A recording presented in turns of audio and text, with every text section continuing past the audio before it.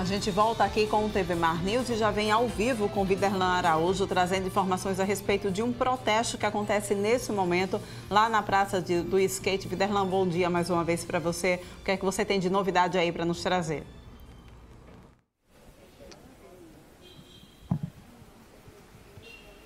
Bom dia para você, Paulane Santos, mais uma vez de volta aqui na programação da TV Mar. E nesse momento acontece essa concentração, né, com famílias de pessoas que cumprem pena dentro do sistema prisional.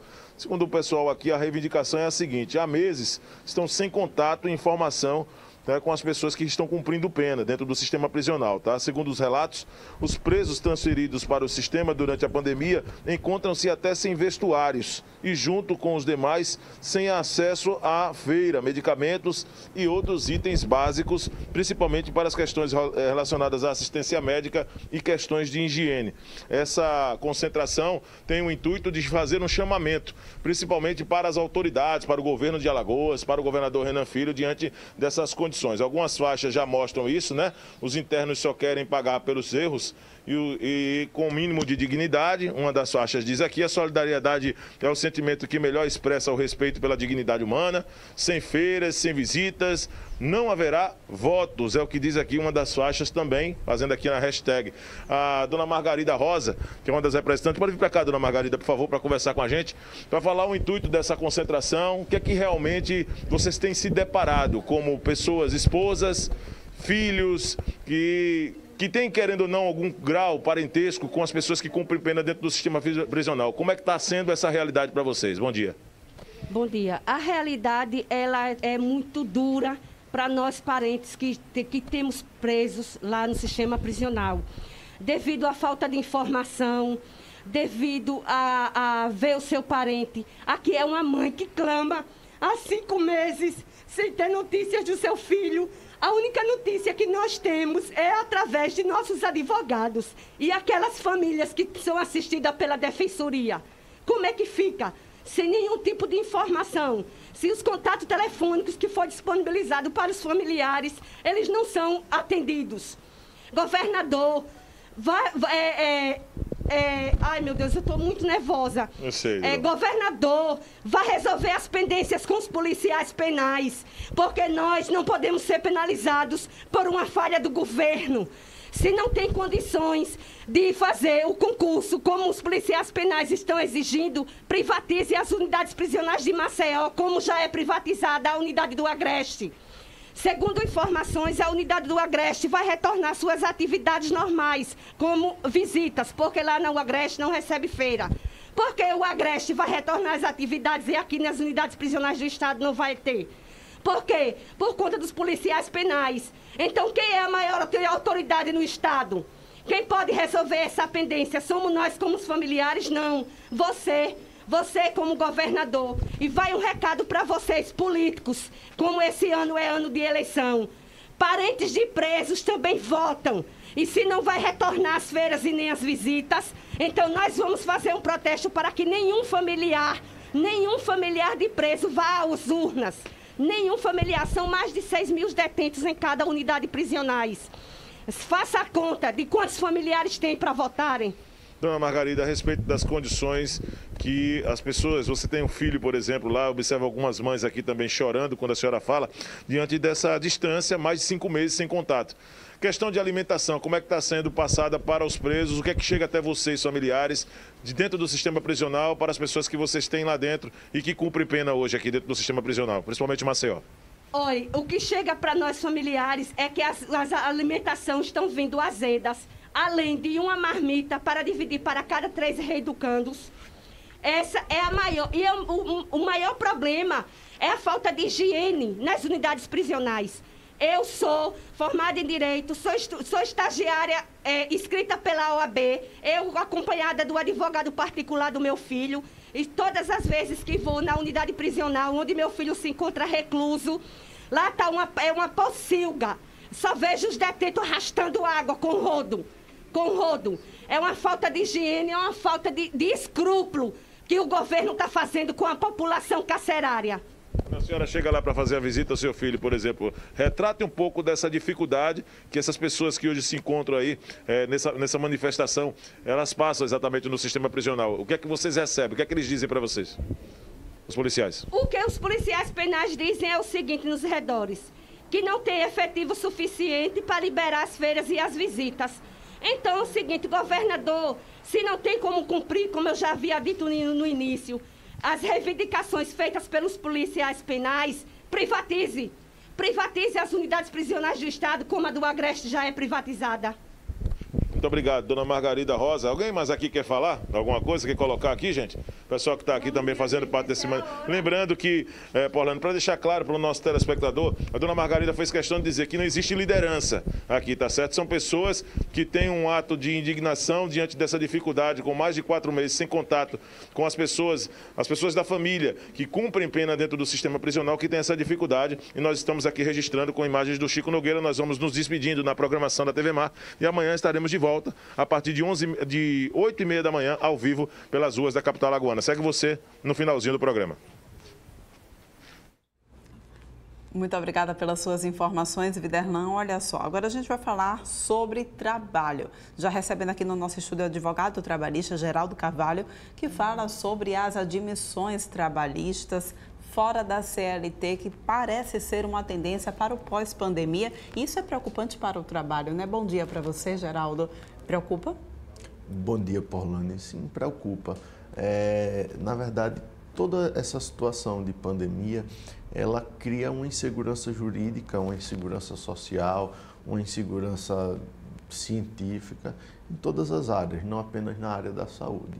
E o mercado de trabalho, as relações trabalhistas, as relações empregatícias, elas são o termômetro final onde explode ou não os aspectos econômicos relevantes, que é o que a gente está passando com essa situação de pandemia. Pois é, e aí a gente vê essa tendência das contratações da CLT diminuírem por conta dessa situação de pandemia, né? Como é que a gente pode reverter essa situação? Essa, de fato, é a próxima tendência?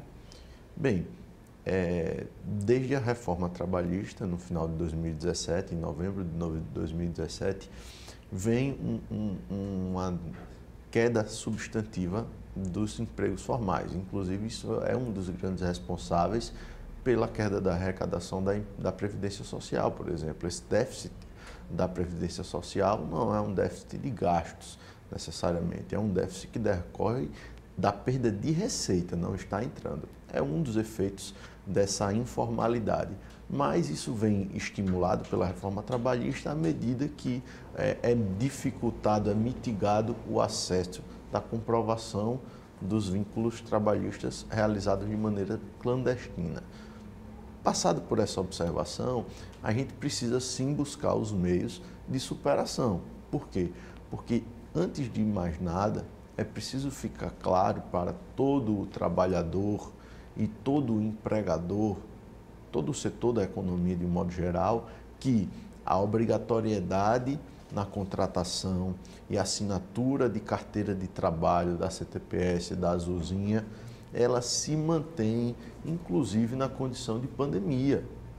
Se esse contrato de trabalho preenche os requisitos legais para que ele seja entendido como um emprego seletista, a não eventualidade, que é a habitualidade, a onerosidade, a subordinação jurídica, se há esse preenchimento a pessoalidade também, se há o preenchimento desses requisitos, necessariamente deverá ser assinada a carteira de trabalho e isso se mantém. Quais são, então, as medidas que podem ser utilizadas para estimular essa contratação formal? Utilizar a legislação. Por quê? Porque existem técnicas, existem modalidades de contrato de trabalho diversas, inclusive trazidas pela própria reforma trabalhista. Discordando ou concordando, na reforma trabalhista se trouxe, por exemplo, a possibilidade de um contrato intermitente, contrato de trabalho intermitente, que ele vem reproduzindo o modelo americano, de trabalho por hora, trabalho por demanda, que você vai precisar por 3 dias nessa semana, você tem como apenas acionar e pagar tudo proporcional, o salário proporcional aos 3 dias, observando, claro, o piso da categoria ou o mínimo legal, se não tiver piso, observando também um prazo mínimo de convite, de chamada desse trabalhador de 3 dias, para que ele possa aceitar e se organizar para ir para aquela demanda de trabalho. Existe também a possibilidade de um contrato a tempo parcial, que é o contrato de trabalho já não observando as 8 horas diárias, 44 semanais, ele reduz. E por que isso seria importante? Porque se a empresa está numa dificuldade econômica causada pela pandemia, a empresa pode fazer contratações menos onerosas, desde que o faça dentro da lei. Tem a possibilidade dele fazer 5 horas por dia, ou 6 horas por dia, sem a possibilidade de hora extra. Esse contrato por tempo parcial, que é uma segunda modalidade, e todos os pagamentos são proporcionais a essas horas trabalhadas.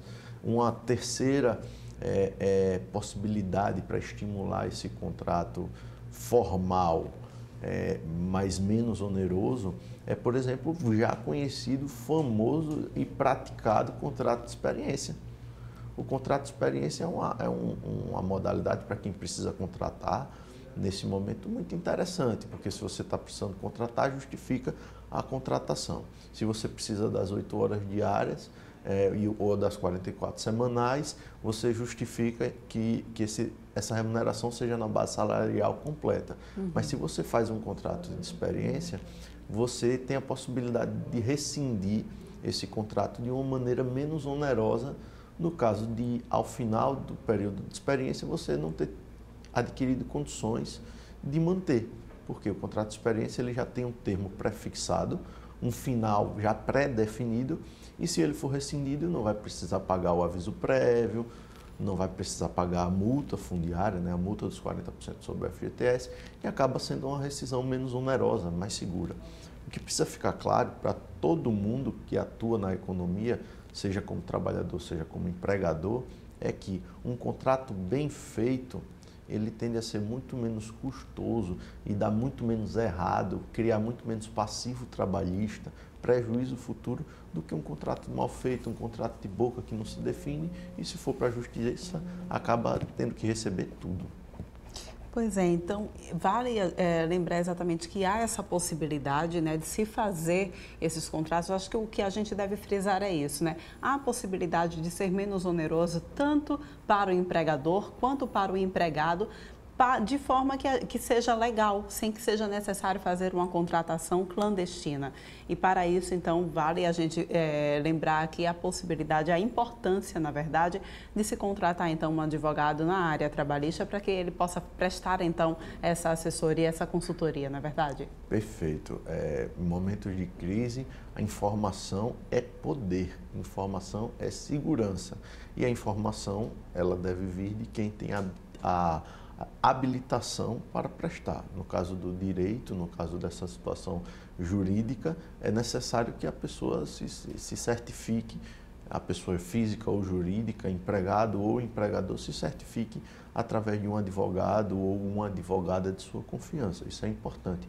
E lembrar também a toda a população que contratos formais estimulam a economia com renda, ela vai ser aquecida pelo consumo interno, pelas microeconomias. Sim. Isso fortalece o sistema como um todo e ajuda a que a gente saia dessa encalacrada social e, sobretudo, principalmente, um trabalhador que está regido pela CLT é um trabalhador que está protegido socialmente na eventualidade de acontecer um acidente, na eventualidade de uma doença. Isso faz muita diferença para quem passa, sobretudo no momento de vulnerabilidade. Com certeza. Quanto mais frágil a situação, mais a gente precisa de uma regularização, de uma formalidade que possa proporcionar que o Estado atenda esse cidadão. Com certeza. Muito obrigada pela tua participação, Geraldo, aqui no TV Mar News. A gente vai encerrando, então, com essas informações do programa de hoje. Agradeço a sua presença, a sua companhia durante essa manhã. A gente volta a se encontrar amanhã, às 8h30, aqui no teu canal 525 na NET Claro. Um beijo bem grande e até lá.